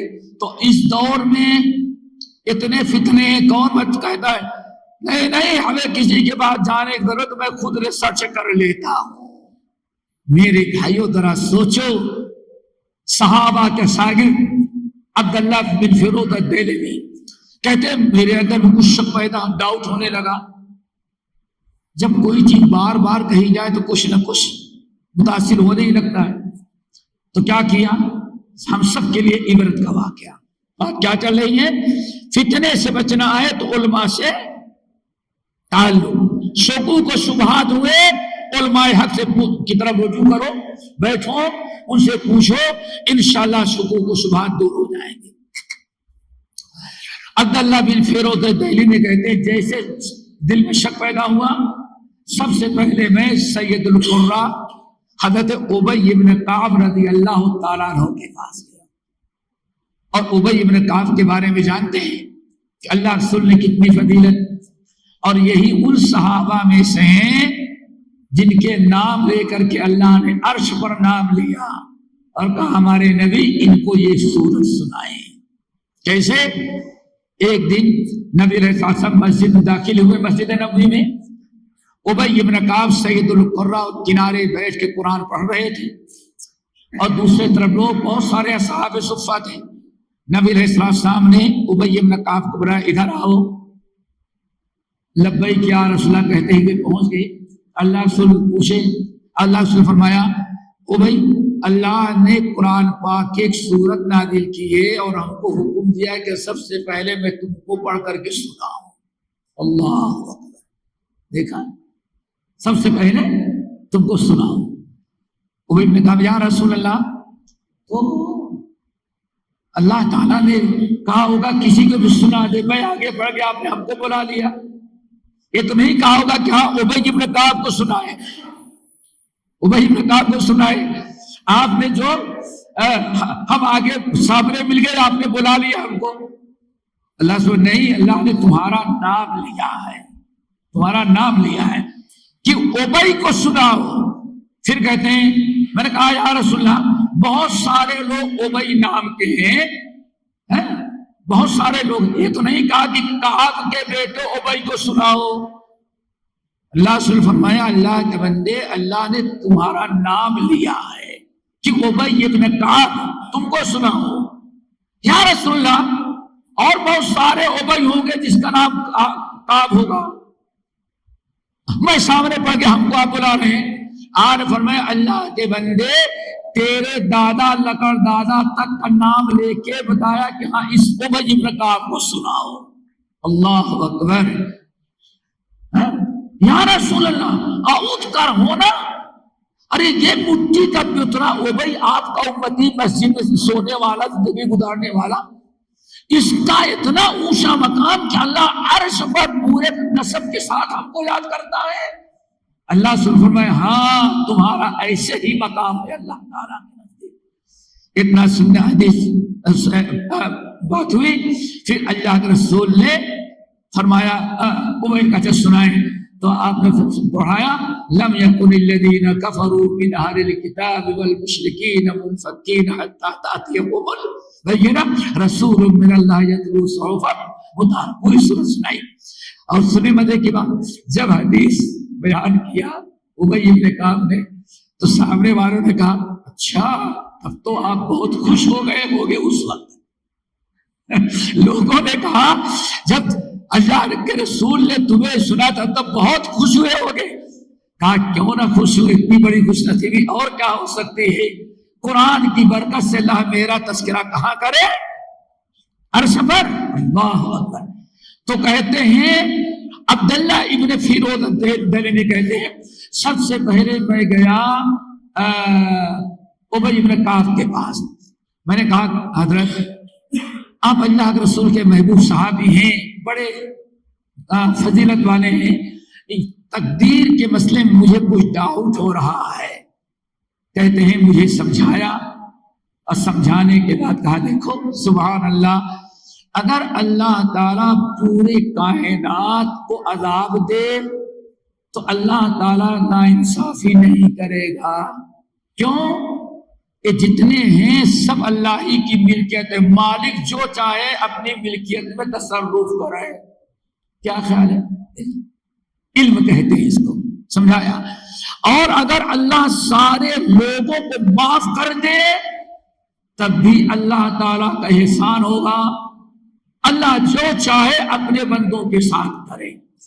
اور سن لو تقدیر کا مسئلہ، اللہ کی قسم کھا کے کہتا ہوں یہ احد پہاڑ دیکھ لو کتنا لمبا چوڑا کتنا اونچا ہے، کہتے اللہ کی قسم لو انفقت مثل احد ذهبا، اے ابی اگر اس احد پہاڑ کے برابر تم کو سونا مل جائے، سونا پورا صدقہ کر دو، تب بھی اللہ تعالیٰ تمہارے سونے کو قبول نہیں کرے گا جب تک کہ تقدیر پر ایمان نہ ہو میرا۔ دیکھیں کیسے شکدو کہتے ہیں وہاں سے بھگا، اور مزیدار وہاں سے بھگا، عبداللہ بن مسعود کے پاس گیا، دوسرے صحابی۔ عبداللہ بن مسعود بڑے اونچے پائے گئے، سمجھتے ہیں جس کے مطابق اللہ رسول نے ارشاد فرمایا لوگوں یہ عبداللہ اوپر سے نیچے تک ایمان سے بھرا ہوا ہے، یہاں تک کہ اگر قیامت کے دن اس کی ایک لنگڑی ایک دار ٹانگ اس احد پہاڑ کے اس کی ٹانگوں کو ایک پلڑے میں رکھے اور دوسرے پلڑے میں احد پہاڑ کو رکھے تو یہ ایمان سے بھری ہوئی ٹانگ اس کی ایسی ہے کہ اس کی ایک ٹانگ احد پہاڑ کے وزن پر غالب آ جائے، ایسا ایمان والا۔ ابی بن کعب اس کے ان کے پاس گئے اور جانے کے بعد کہا ہمیں اس طرح سے تقدیر میں ڈاؤٹ ہے ہو رہا ہے۔ ابی بن کعب نے سمجھایا، آج سے پوچھنا چاہتا ہوں، کہتے اللہ کی قسم عبداللہ بن مسعود نے بھی کہا اے عبداللہ بن فیروز الدیلوی، اللہ کی قسم اگر تقدیر میں ذرہ برابر تو نے شک کر لیا تو احد پہاڑ کے برابر سونا بھی صدقہ کرے گا، تو چونکہ تقدیر پر تیرا ایمان ڈاؤٹ ہے تجھے، آج ڈاؤٹ کا ہے نا معاملہ، ہمیں اس میں ڈاؤٹ ہے ڈاؤٹ ہے ڈاؤٹ ہے۔ اے ڈاؤٹ دور کیسے ہوگا؟ اس سے دور نہیں ہوگا، کسی عالم سے ملو گے تب ڈاؤٹ دور کرے گا۔ ڈاکٹر جب جانتا ہے کہ بیماری کے علاج کیا ہے۔ عبداللہ بن مسعود نے کہا اس احد پہاڑ کے برابر سونا بھی صدقہ کر دے تو تیرا سونا اللہ قبول نہیں، صدقہ قبول نہیں کرے گا جب تک کہ تقدیر پر ایمان ویسے ہی نہ رکھ لے جیسے اللہ کے رسول نے بتایا۔ دو ہو گئے، پھر وہاں سے اٹھے، کہتے چلو عبد الرحمن بن عوف کے پاس جاتے ہیں۔ دو ہو گئے نا، چوتھے عالم صحابہ کے پاس گئے، چوتھے کے پاس گئے۔ عبد الرحمن بن عوف سے اسے پورا قصہ بیان کیا۔ عبد الرحمن بن عوف رضی اللہ تعالیٰ نے سنا اور کہا، کہتے ہیں وہی جواب دیا اگر تقدیر ویسے ہی جیسے اللہ کے رسول نے بیان کیا ہے اس پر ایمان اگر تیرا نہیں ہے تو اللہ کی قسم احد پہاڑ کے برابر اگر تو نے سونا بھی صدقہ کیا تو تیرا صدقہ اللہ قبول نہیں کرے گا۔ کہتے ہیں پھر آگے بڑھا، چلو ایک اور ڈاؤٹ دور کر لیں، زید بن ثابت کے پاس گئے، زید بن ثابت کے پاس، کہتے ہیں وہاں گئے تو وہاں بھی وہی جواب دیا۔ کہتے ان چار علماء سے ملنے کے بعد ایسا یقین مضبوط ہو گیا تقدیر پر کہ مرتے دم تک کبھی شک اور ڈاؤٹ پیدا یہ کہاں بھائی علماء سے جڑیں گے، تب علماء سے جڑے، اللہ نے علماء سے جڑنے کو حکم دیا ہے۔ اسی لیے میرے بھائی ایک بات ذرا سن لے، حضرت ابو درداء رضی اللہ تعالیٰ عنہ اور صحابہ کرام کے ایک جماعت تابعین کہتے ہیں کہ دیکھو چار ہی راستہ ہے، کن عالمن، عالم بنو پہلے، عالم نہیں بنے تو او متعلمن، ہمیشہ اسٹوڈنٹ متعلم بنے رہو، اگر متعلم بھی نہیں بنتے تو او مستمعن، کم سے کم جہاں کی دین کی باتیں ہوتی کتاب و سنت کی وہاں بیٹھ کر کے سننے والے بن جاؤ، اگر سننے کا بھی موقع نہیں ہے او محبن، تو کم سے کم علماء سے اور علم والوں سے محبت کرنے والے بن جاؤ۔ ممکن ہے کہ محبت کرنے والے بن جاؤ تو اللہ تعالیٰ تم کو ان کی محبت کی برکت سے اللہ تعالیٰ تمہاری حفاظت کرے۔ آگے کہتے ہیں وَلَا تَكُنْ رَابِيًا، اب چوتھا درجہ تو تین درجے تو ایمان والے کے ہیں، پہلے عالم، عالم نہیں تو متعلم، متعلم نہیں تو مستمع، اور مستمع نہیں تو محب، یہ چار درجے ہیں۔ اب پانچواں درجہ تو کس کا ہوتا ہے؟ وہ جانوروں کو ہوتا ہے۔ دعا کرو اللہ تعالیٰ ہم سب کو محفوظ رکھے۔ نمبر تین میرے بھائیوں، بہت ہی ضروری ہے ہمیشہ اپنے بڑوں سے آج سارا فتنہ ہے، کوئی نوجوان کسی بھی تنظیم سے جڑا اور کوئی چیز اس نے نیٹ پر دیکھ لیا، اب وہ سوچتا ہے ہم کر گزریں گے۔ کبھی اپنے بڑوں سے، اور بڑے تین ہیں، بڑے کتنے ہیں؟ تین۔ نمبر ایک علماء، نمبر دو حاکم وقت، نمبر تین اپنے گھر کے بڑے خاندان۔ واللہ میں سمجھتا ہوں آپ لوگوں کا مزاج رہا ہوگا، محلے کا ایک بزرگ رہتا تھا، پورے محلے کا فیصلہ وہ کرتا تھا، چھوٹے بڑے ہر آدمی اپنی شکایت کس کے پاس لے کے جاتے تھے؟ اس بڑے کے پاس۔ آج یہی چیز ختم ہو گئی، چھوٹا بڑوں سے ملنے کی تعلق رکھنے کوئی ضرورت ہی محسوس نہیں کرتا۔ یہاں سب تو جانے دے، شادی جیسے جو پورے ایک گھر کا معاملہ ہوتا ہے، شادی میں بھی ماں باپ کی نہ پسند نہ مشورہ، اس میں بھی آزاد ہونا چاہتا۔ سوچا آپ نے کتنا نقصان کر رہے ہو؟ اللہ تعالیٰ کیا فرماتے؟ البرکت ما اکابرکم، اے لوگوں ساری برکتیں اللہ نے اپنے تمہارے بڑوں میں رکھے، اس لیے ہمیشہ اپنے بڑوں سے جڑ رہے۔ ہمیں بات یاد آئی، نبی علیہ السلام کے پاس جب حضرت خدیجہ نے کسی سہیلی کے ذریعے پیغام بھیجا، اللہ اکبر، رسول ہیں اور عمر ہو گئی 25 سال، نہیں اور 25 سال سے زیادہ ہو رہی ہے، اللہ اکبر، آپ کی عمر زیادہ ہو رہی ہے۔ جب خدیجہ نے پیغام بھیجا کسی سہیلی کے ذریعے، چٹھی کے لیے میں تم سے شادی کرنا چاہتی، تم کو چاہتی ہوں، آج سارا فتنہ کیا ہے؟ میں تم کو چاہتی یا میں تمہیں چاہتا ہوں، سارا فساد یہاں سے، ماں بھی سر پیٹے، باپ بھی سر پیٹے، خاندان بھی نکاح کر کے گھر چھوڑنے کے لیے تیار ہے، ماں باپ کو چھوڑنے کے لیے تیار ہے، لیکن جس کو چاہتا ہے بدبخت اس کو چھوڑنے کے لیے تیار نہیں، نہ اوپر والے کو راضی رکھنا چاہے نہ نیچے والوں کو، اپنی مرضی۔ لیکن ذرا سنو کتنی خیر و برکت کی، تو اللہ جب حضرت خدیجہ نے پیغام بھیجا کسی سہیلی کے ذریعے، کسی سہیلی کے شوہر کے ذریعے، تو اللہ رسول نے فرمایا ٹھیک ہے، میں اپنے باپ تو بیچارہ نہیں ہے، ماں نہیں ہے، لیکن ہمارے چچا بھی ہے، ہم اپنے چچا سے مشورہ کریں گے تب کچھ بات۔ اللہ دیکھا اسوا، کیا خیال ہے برکت نہیں ہوگی؟ باپ نہیں ہے چلا گئے، ماں بھی نہیں ہے، لیکن ہمارا چچا تو ہے، ابھی ہمارے چچا ہیں، ہمارے بڑے ہیں، ہم اتنا بڑا قدم اٹھائیں شادی کا، گھر آباد کرنے کا، اور اپنے بڑوں سے مشورہ نہ کریں؟ جاؤ ہمارے، اللہ اکبر، پھر ابو طالب کے پاس بات گئی، چچا لوگوں کے پاس گئی، جب چچا لوگوں نے اوکے کیا تب اللہ صلی اللہ علیہ وسلم، ہاں میں راضی ہوں۔ کیا خیال ہے جی کوئی؟ اللہ کتنی افسوس کی بات ہے، آج ہمارے سارا فتنہ کیوں ہے؟ یہ نوجوان بچہ سب کچھ اپنے سے بڑا سے بڑی سے بڑی حرکت کرنے کے لیے تیار ہو جاتا ہے، کیوں؟ سوچتا ہے بڑوں کو پتا نہ چلے، کیوں؟ اور برائی وہ ہے جس کو جو آدمی چھپاتا ہے تاکہ بڑوں کو پتا نہ چلے، یہ چھپانا ہی اس بات کی دلیل ہے کہ وہ غلط کام کر رہا ہے۔ کیوں؟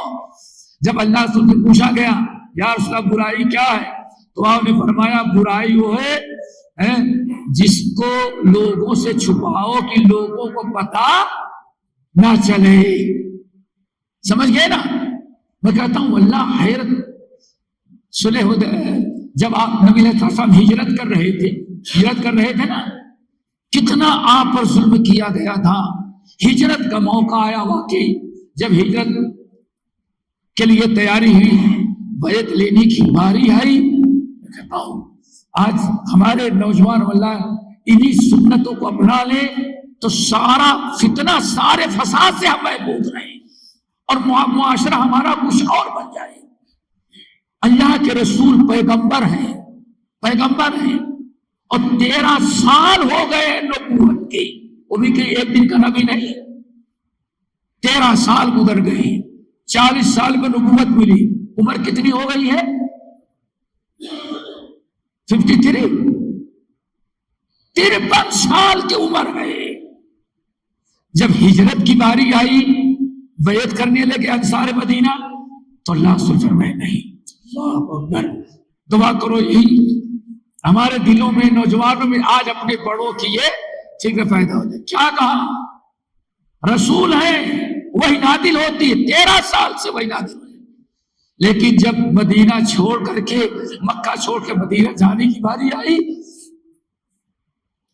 تو اللہ کے رسول نے ہاتھ ملانے سے انکار کر دیا، کہا کہ نہیں،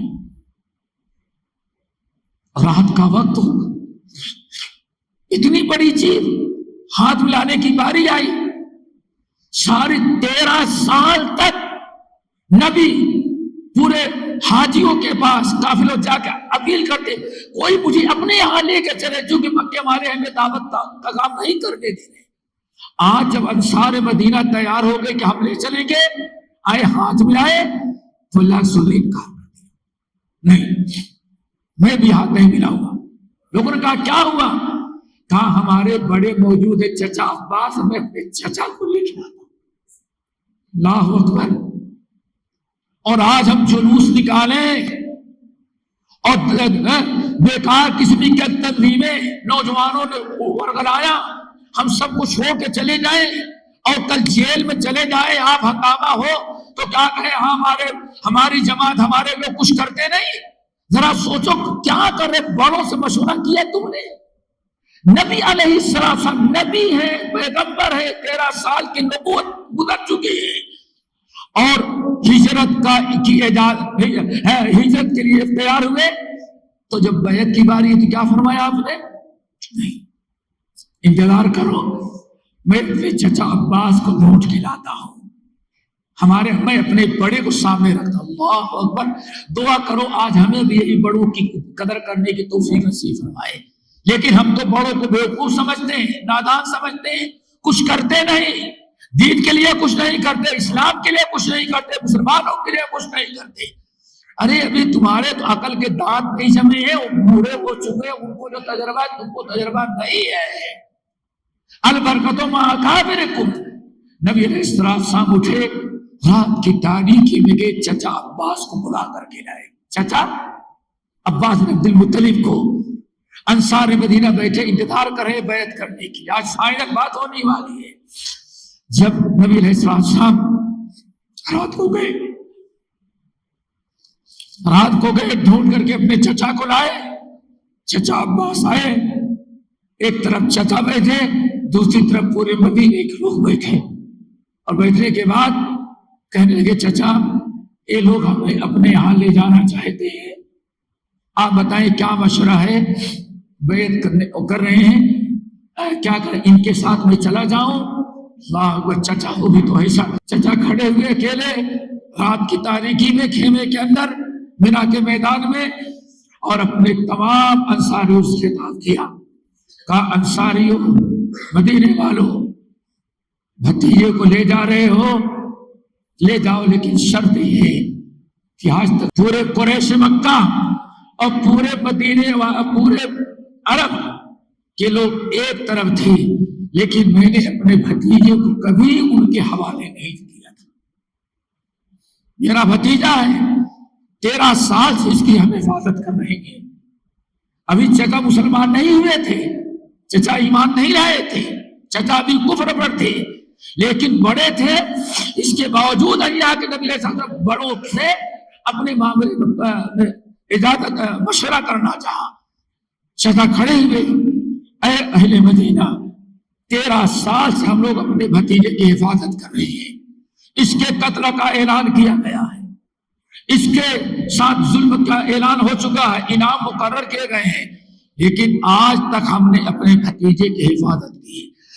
جیسے آج تک ہم نے اپنے بھتیجے کی حفاظت کی ہے، ایسی حفاظت کر سکتے ہو تو لے جاؤ، ورنہ جیسے آج تک ہم نے بھتیجے کی حفاظت یہی رہے گا اور آئندہ بھی اس کی حفاظت کریں گے۔ جب اہل مدینہ نے کہا یقیناً ہم آپ کی بھتیجے کی حفاظت کریں گے، اس کے بعد اللہ کے نبی علیہ السلام نے بیعت کیا۔ آج میرے نوجوانوں کو چاہیے کہ کم سے کم اتنا بڑا قدم، شادی کا معاملہ ہو غیر تنظیموں سے ہو، سیاست میں جانے کا معاملہ ہو، اتنے بڑے قدم اٹھا لیتے ہیں، نہ ماں کو پتا، نہ باپ کو پتا، نہ بڑوں کو پتا، نہ عالم سے مشورہ کیا، نہ اپنے بڑوں سے کیا، چند بھگوڑوں کے ساتھ مشورہ کر کے جو چاہتا ہے کر گزرتا ہے۔ اور جب پریشانی ہوئی تو پریشانی ماں کو ہوتی ہے، باپ کو ہوتی ہے، بڑوں کو ہوتی ہے، خاندان کے لوگوں کو ہوتی ہے۔ اس لیے لوگوں، میرے بھائیوں، اپنے بڑوں کا ذرا خیال رکھو، بڑوں سے جڑ کر کے رہو، علماء سے بھی جڑو اور بڑوں سے بھی جڑ کر کے رہو۔ اور بڑوں میں نے کہا ایک تو کون ہوتا ہے؟ 3 ہوتے ہیں۔ نمبر 1 اپنے خاندان کا بڑا، خاندان کا بڑا جو بڑی والد، اللہ اکبر، ابھی بتایا کہ آپ بڑوں کی کتنی قدر ہوتی ہے۔ البرکت ما اکابرکم، اللہ رسول فرماتے ہیں لوگوں ساری برکتیں اللہ کب دیتا ہے تمہیں؟ جب تم اپنے بڑوں کے ساتھ رہو۔ بڑوں کا دامن چھوڑ دینے کے بعد بلا وجہ دوستو شاید کبھی کامیابی نصیب نہیں ہوگی، اور آج تک اس لیے ہوئی بھی نہیں۔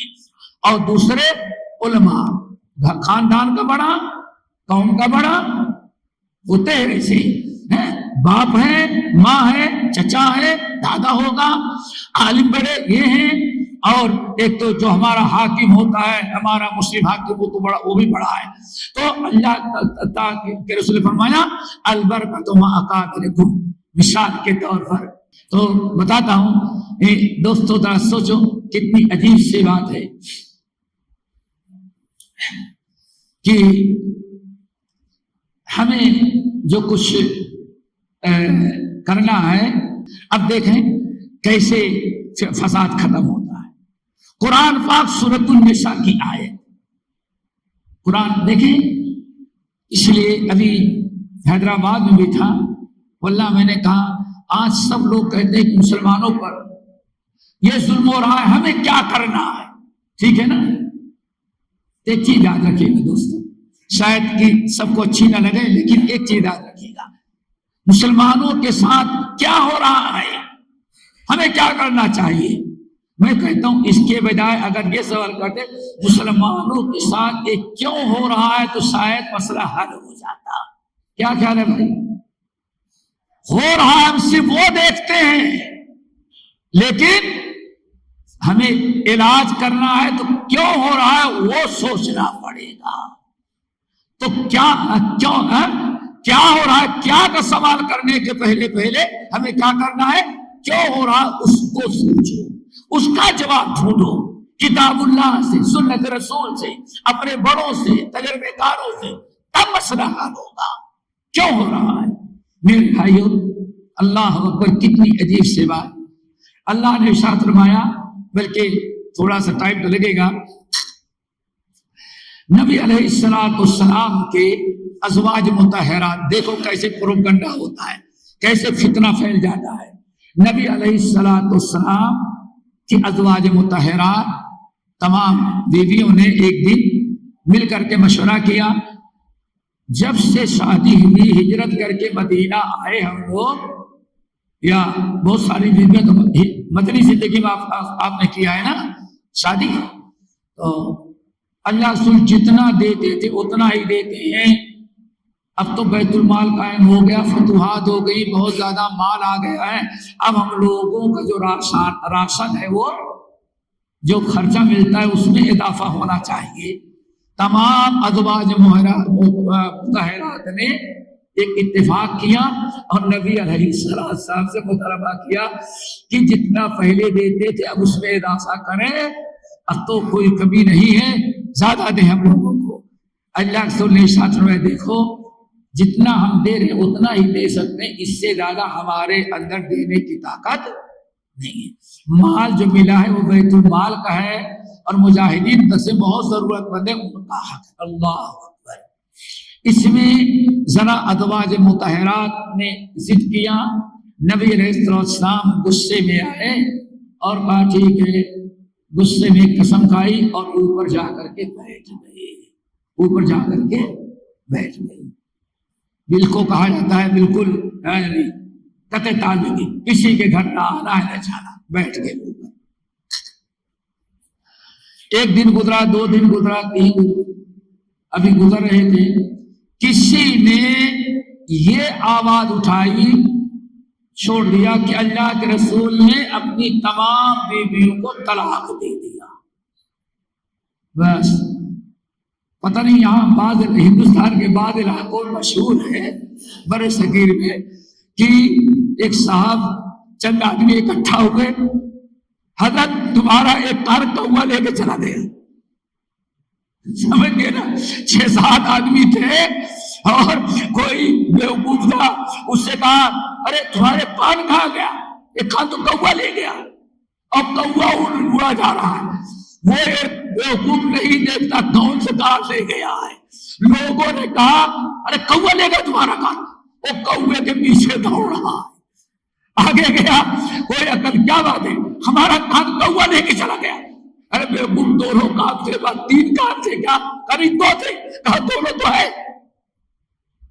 شور مچا دیا. بس کسی نے کہہ دیا اللہ رسول نے اپنی بیوی کو طلاق دیا, حالانکہ طلاق نہیں دیا تھا, ناراض ہو کے غصے ہو کے علیحدہ کیا. اب پورے مدینے میں ہنگامہ. سوچو ذرا سا, نبی علیہ السلام بیوی کو طلاق دے دی اور ایک ہی دن میں جتنی ہے سب کو. صحابہ کرام کرتے ہیں اتنا بڑا جرم کیا ہو گیا کہ نبی سب کو ایک دن چھٹی کر دیے. اب کبھی بھی اللہ کا عذاب آ جا سکتا ہے. پورا مدینہ غم زدہ, چھوٹے بڑے, اب کون سا عذاب اوپر سے آ جائے, زمین سے آئے, ہمارا کیا حشر ہوگا. جب ازواج مطہرات نے اتنا غصہ دلا دیا, اتنی بڑی غلطی کر ڈالی کہ اللہ رسول نے طلاق دے دی ہے, سب کو دے دیا طلاق. ایسا ہنگامہ ہوا. اب کوئی یہ نہیں پوچھتا کہ حقیقت کیا ہے, جس کو دیکھو وہی رو رہا ہے. اور انہی ایام میں آپ کو اطلاع ملی تھی کہ روم کا بادشاہ بہت بڑی فوج سے لے کر کے مدینے پر چڑھائی کرنے والا ہے. یہ خبر عام ہو گئی تھی کہ مدینے پر روم آ رہا ہے, اور اللہ رسول نے بھی اعلان کر دیا تھا. اس لیے ہر صحابی تلوار اور اسلحہ لے کر کے ہر وقت تیار رہتا تھا کہ جیسے پتا چلے گا ہم لوگ مقابلے کے لیے نکل جائیں گے. اسلحہ ہر کے ساتھ میں رہتا تھا. کسی نے عمر ابن الخطاب, ایک صاحب دوڑے ہوئے گئے اور جا کر کے عمر ابن الخطاب کا دروازہ پیٹا. اللہ, دروازہ پیٹا. دروازہ پیٹنے کے بعد عمر ابن الخطاب رضی اللہ تعالی سمجھتے کہ واقعی روم نے حملہ کر دیا. تلوار لیے اور جنگی لباس پہنے در پہلوانوں کرائے پوچھتے کدھر سے روم آ رہا ہے. ارے کہا روم نہیں آ رہا ہے بلکہ اس سے بڑا حادثہ تھا. کیا ہوا؟ کہا اللہ کے رسول نے تو اپنی ساری بیویوں کو طلاق دے دیا, جس نے تمہاری بیٹی حفصہ دی. اللہ اکبر. اب روم والی مصیبت تو ختم ہو گئی, یہ مصیبت کھڑی ہوئی. عمر بن الخطاب تلوار تو لیے ہوئے تھے, وہاں سے بھگے مسجد نبوی, چونکہ مکان ان کا دور تھا. مسجد نبوی میں جب آئے تو دیکھتے کہ پوری مسجد بھری ہوئی ہے, ہر آدمی غمزدہ رو رہا ہے, اور ایسے ہر آدمی سر نیچے کیے ہوئے. خیر کیا ہوگا. اللہ کے رسول ازواج مطہرات نے کیا حرکت کر ڈالی کہ اللہ رسول اتنا غصہ میں آگے ایک ہی دن طلاق دے دی. جب اللہ رسول نے ایک طلاق دے دیا, پتہ نہیں اب کون سا عذاب اللہ ہم پر نازل کر دے. سارے لوگ پریشان غمزدہ. عمر ابن الخطاب مسجد میں آئے, پوچھا کیا ہوا. ہر آدمی رو رہا ہے, سہما ڈرا ہوا. اللہ رسول نے تو بیویوں کو طلاق دے دیا. عمر ابن الخطاب نے کہا ٹھہرو. گئے, پتا چلا کہ اس گھر میں اللہ کا رسول ہے. خادم سے اجازت مانگی کہ اللہ رسول سے اجازت مانگو کہ پہلے گئے بیویوں کے پاس گئے, خصوصاً حضرت حفصہ کے پاس گئے. بیٹی حفصہ, تم نے کیا حرکت کیا جو اللہ رسول نے تم کو طلاق دے دی. بڑے غصے میں تھے. حفصہ بھی کانپ رہی, والد صاحب بڑے غصے میں آئے ہوئے. کیا کیا تم نے؟ کہنے کہ اللہ کی قسم کچھ نہیں کیا, ہم لوگوں نے بس اتنا کہا کہ اللہ کے رسول تھوڑا سا راشن جو آپ دیتے ہیں بڑھا دیں. جب سے مل رہا ہے ایک ہی بڑا مل رہا ہے, اب تو بہت دولت آ گئی, تو راشن بڑھا دیں, اچھے سے کھائیں پیئیں, اچھا کپڑا پہنے. اتنا ہی کہا, اور تمام بیویوں نے کہا. اس سے اللہ رسول ناراض ہو گئے. اب ناراض ہو کے اوپر جا کر کے بیٹھ گئے. طلاق دیا ہے میں نہیں جانتی لیکن اتنا ہی گھر میں ہوا ہے. اور ازواج مطہرہ سے پوچھا, سبوں نے کہا بس اتنا ہی ہوا ہے. عمر ابن الخطاب اوپر گئے, اجازت مانگے. تو عمر ابن الخطاب دیکھو مسئلہ حل کیسے ہوتا ہے, بڑوں کی طرف رجوع کرنا چاہیے. اتنا بڑا مدینہ ہر ایک غلط فہمی کا شکار ہوگا کہ واقعی صدمے میں واقعی اللہ کے رسول نے طلاق دے دیا ہے, لیکن حقیقت کچھ اور تھی. تحقیق ہونی چاہیے اور بڑوں کی طرف رجوع ہونا چاہیے. عمر ابن الخطاب اجازت مانگے گئے تو اللہ رسول سے پوچھا, سوال خیریت پوچھی. تو نبی علیہ السلام جیسے بالا کھانے میں گھروں میں ایک چھوٹا سا کمرہ رہتا ہے, سامان وغیرہ رکھ دیا جاتا ہے, پتہ نہیں کیا اس کو کہتے, چھوٹا سا کمرہ دائیں رہتا ہے, ایسے ہی کمرہ تھا. نبی علیہ السلام اکیلے اسی میں لیٹے ہوئے تھے. عمر ابن خطاب کہتے ہیں میں نے پہنچا تو پہنچنے کے بعد سلام کیا تو میں نے ایک بات پوچھی. یہ تو معلوم ہو گیا کہ اللہ رسول نے طلاق نہیں دیا نہیں.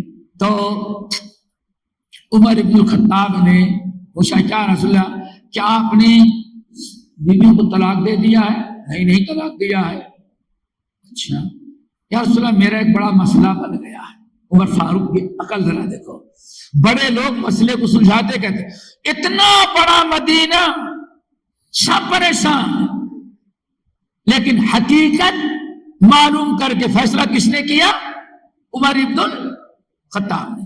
اوپر گئے تو کہا یا رسول اللہ, پوچھ لینے کے بعد یہاں طلاق نہیں ہوئی ہے دیا ہوں. تو عمر ابن الخطاب نے کہا کیا کہا معلوم ہے؟ یا رسول اللہ ایک مسئلہ ہے. کیا ہے؟ یہ میری بیوی کو جانتے ہیں نا, میری بیوی کو جانتے ہیں, ہماری بیوی بہت زیادتی ہمارے ساتھ کر رہی. کیا کر رہی ہے؟ جتنا دیتا ہوں کہتے ہم کو پورا نہیں ہوتا, ہم کو اور زیادہ دیں. تو بہت ضد پر ہے تو میں اجازت لینے کے لیے آیا ہوں کہ کیا اس کی گردن مار دو. اللہ دیکھو مسئلہ کیسے حل ہوتا ہے, بڑوں سے حقیقت معلوم کرنے کا. ہمارے ہاں ایک چیز واٹس ایپ پر آ گئی, کسی نے سوشل میڈیا میں ڈال دیا. ہم قرآن کی بات کو جھٹلا سکتے ہیں لیکن ہم اس کو جھٹلا, اسی پر ہم نے فیصلہ کر لیا, اور اتنا بڑا فیصلہ کر لیا کہ ماں باپ کو بھی پریشانی, قوم کو بھی پریشانی, جماعت کو پریشانی, بڑوں کو پریشانی, چھوٹوں کو بھی پریشانی. اللہ اکبر.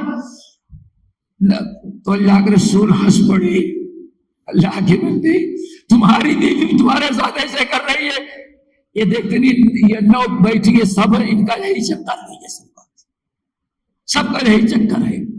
اللہ کے رسول ہنس دیے, بات ختم ہو گئی. عمر بن الخطاب پیچھے ہنستے ہوئے اترے. کہا اللہ کا مطلب کس نے کہا کہ طلاق دی؟ دنیا کہے, اللہ یہی نا, دنیا کہہ رہی, پورا مدینہ کہہ رہا طلاق ہو گئی. طلاق رہی ہوئی تھی, جھوٹا میڈیا تھا اس نے. یہ اس وقت اگر ایک جھوٹے میڈیا سے اتنا بڑا مسئلہ بن جاتا ہے تو آج کیا سمجھتے ہیں؟ جو جھوٹ بولنا اچھا سمجھا جاتا ہے. سب سے بڑا تاجر کون ہے جو جھوٹ بولے؟ سب سے بڑا لیڈر کون ہے جو سب سے بڑا جھوٹ بولے؟ آج تو جھوٹ کا دور چلا ہے, جھوٹوں کو سچا مانا جائے, سچوں کو جھوٹا مانا جائے. ہم نے کبھی سوچا کتنی بڑی حرکت, کتنے فتنے ہیں, سارا دار و مدار جھوٹے, خبر جھوٹے میڈیا پر ہے. جیسے عمر بن الخطاب نے جواب دیا, سورۃ النساء کی آیت, اللہ فَإِذَا جَاءَهُمْ أَمْرٌ مِّنَ الْأَمْرِ أَوِ الْخَوْفِ أَذَاعُوا بِهِ. لوگوں کا بڑا عجیب سا مزاج ہے عوام کا, کوئی خبر چاہے خوشی کی ہو یا غمی کی, جیسے سنا اس کو اور فوراً عام کر دیا. اور آج کس طرح میں میڈیا میں سوشل میڈیا پر ڈال دیا, سب سوشل میڈیا کہتے ہیں نا, سوشل میڈیا پر ڈال دیا. یہ نہیں سوچتے حقیقت کیا ہے. فَإِذَا جَاءَهُمْ أَمْرٌ مِّنَ الْأَمْنِ أَوِ الْخَوْفِ أَذَاعُوا بِهِ وَلَوْ رَدُّوهُ إِلَى الرَّسُولِ وَإِلَى أُولِي الْأَمْرِ مِنْهُمْ. اگر یہ اس خبر کو میڈیا میں پھیلانے کے بجائے رسول موجود تھے، رسول سے جا کر کے حقیقت پوچھتے یا اپنے بڑوں سے مسئلہ پوچھے ہوتے تو اتنا بڑا فساد نہ ہوتا۔ اللہ نے آج کو چھوڑ دیا، لولا فضل اللہ علیکم ورحمتہ، اگر اللہ اپنے فضل و کرم سے تمہیں بچا نہ لیتا لتبعتم الشیطان، تو شیطان کی پیروی میں تم نکل چکے تھے۔ کہیں ایسا نہ ہو آج شیاطین انس کے پیچھے ہم دوڑ جاتے ہو لوگوں۔ تو بہت ضروری ہے میرے بھائیوں، بڑوں سے کوئی بھی معاملہ ہو، سیاسی ہو، سماجی ہو، دینی ہو، اس کو عام کرنے کے بجائے اور عملی جامہ پہنانے کے بجائے یہ بزرگ بیٹھے ہیں، یہ بڑے لوگ بیٹھے ہیں، اپنے بڑوں سے پوچھ لیں، علماء سے پوچھ لیں، ایسی بات آ رہی اس کی حقیقت ہے کیا ہے، تو شاید کہ آپ کو نہ گھر چھوڑ کے بھاگ جانا پڑے گا اور نہ کبھی آپ اندر جائیں گے، نہ کسی پریشانی میں مبتلا ہوں گے۔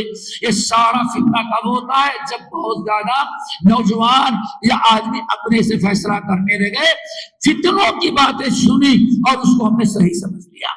اللہ تعالیٰ سے دعا کرو اللہ ہم سب کو مل کے توفیق نصیب فرمائے۔ میرے بھائی ایک چیز اور ہے اختصاراً، دین کی سمجھ۔ اگر فتنوں سے بچنا ہے تو دین کی سمجھ، دین کی سمجھ، دین کی سمجھ حاصل کرو۔ ہر چیز میں پہلے دینی اعتبار سے آپ سوچیں۔ آپ کے سامنے کوئی معاملہ آ جائے، کوئی چیز آ جائے تو آپ اس کو دینی ناحیے سے دیکھیں کہ اس مسئلے میں دین ہمارا، ہم مسلمان اسلام کیا کہہ رہا ہے۔ اگر دینی اعتبار سے آپ پکے ہیں اور آپ نے غور کیا، علم نہیں سمجھ میں آیا، کسی عالم سے پوچھ لے بھائی یہ مسئلہ اس کا دینی کیا حکم ہے، شرعی کیا حکم ہے، ہمیں کیا کرنا چاہیے، تو انشاءاللہ ہمیں نجات ملے گی۔ اور پانچویں چیز جو ہے ہمیشہ تفصیل کا ٹائم نہیں، بہت ٹائم ہو گیا، اور پانچویں چیز ہے سلف صالحین کا طریقہ۔ دوستو فتنے ہوتے رہے، سب سے پہلا فتنہ عثمان بن عفان کا قتل تھا، اس کے بعد خوارج کا فتنہ آیا، بہت سارے فتنے آئے، لیکن ہمارے اسلاف ان فتنوں سے کیسے نپٹتے رہے؟ کتاب و سنت کی روشنی میں جہاں تک اجازت ملی اتنا ہی کیا۔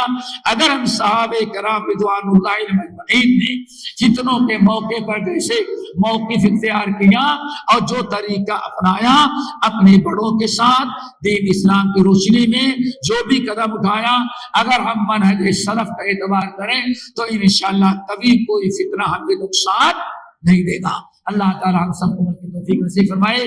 یہ چند باتیں ہم نے فتنوں کے متعلق کہی ہیں، باتیں ہم نے کچھ لمبی ہو گئی اور بہت ساری باتیں چھوڑ دی ہیں، پھر کسی موقع پر انشاءاللہ دعا کریں ایسی ملاقات ہوتی رہے، گاہے بگاہے ان چیزوں کو گفتگو کرتے رہے، شاید کہ اللہ تعالیٰ قبول کرے اور ہمارے نوجوانوں کو یا علموں کو جو فتنے کے شکار ہو جاتے ہیں ان کو ہدایت ملے۔ ویسے بھی ہمیں دعا کرنی چاہیے کہ اللہ تعالیٰ ہر چھوٹے بڑے کو فتنوں سے محفوظ رکھے۔ اقول قولی ھذا واستغفر اللہ من کل ذنب واتوب الیہ۔